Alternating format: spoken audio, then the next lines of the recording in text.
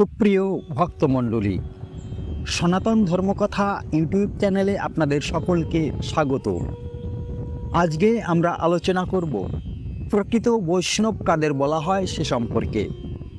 দেখুন, যিনি বিষ্ণুর আরাধনা করেন তিনিই বৈষ্ণব। বিষ্ণু হলেন সত্যগুণের অধিষ্ঠাত্রী দেবতা। কণ্ঠ হতে আজ্ঞা পর্যন্ত হল সত্যগুণের স্থান।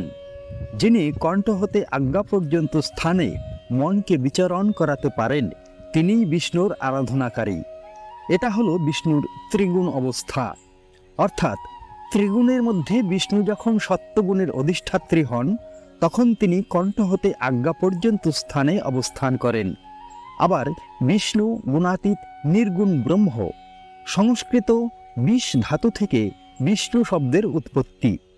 বিষ ধাতুর অর্থ হল ব্যাপ্ত থাকা। যিনি সর্বত্রই পরিব্যাপ্ত হয়ে রয়েছেন তিনিই বিষ্ণু।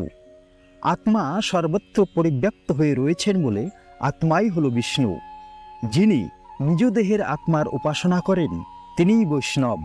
ফলে বেশ বোঝা যাচ্ছে যে বৈষ্ণব হতে গেলে যোগী গুরুর শিষ্য হয়ে যোগ সাধনা করতে হবে।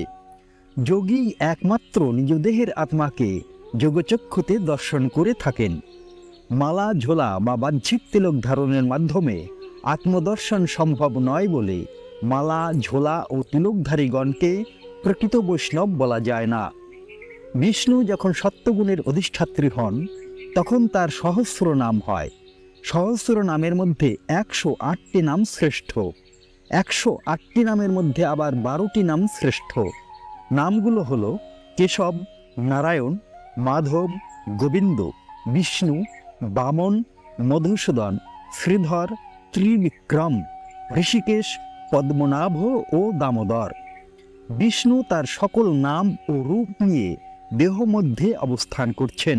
বিষ্ণুর নাম ও ওই নামে অবস্থিত শক্তিসমূহ আমাদের দেহে সুপ্তাবস্থায় আছে। যতদিন বিষ্ণু আমাদের মধ্যে সুপ্তাবস্থায় আছেন ততদিন আমাদের দেহটি ষড়রিপুর দখলে আছে। এই ষড়রিপুর দখল হতে যদি নিজেকে মুক্ত করতে হয় তবে রিপুদমনকারী বিষ্ণুর শক্তিকে দেহ মধ্যে জাগাতে হবে। আর বিষ্ণুর নামসমূহের অবস্থিত রিপুদমনকারী শক্তিসমূহকে জাগানোই হল বৈষ্ণবীয় আচরণ।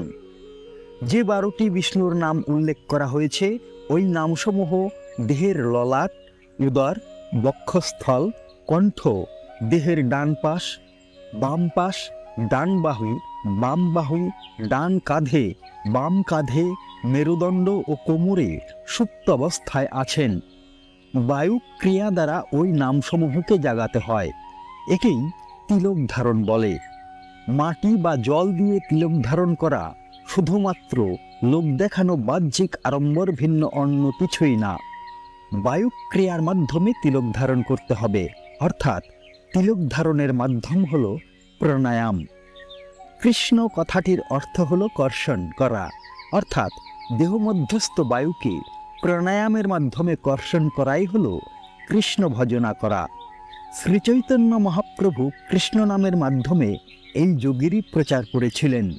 কিন্তু তার অনুসারীগণ এই কৃষ্ণ নামের প্রকৃত অর্থ বুঝতে না পেরে খোল কীর্তন সহকারে কৃষ্ণ নামের বাহ্যিক দিকটিকেই প্রচার করে চলেছেন।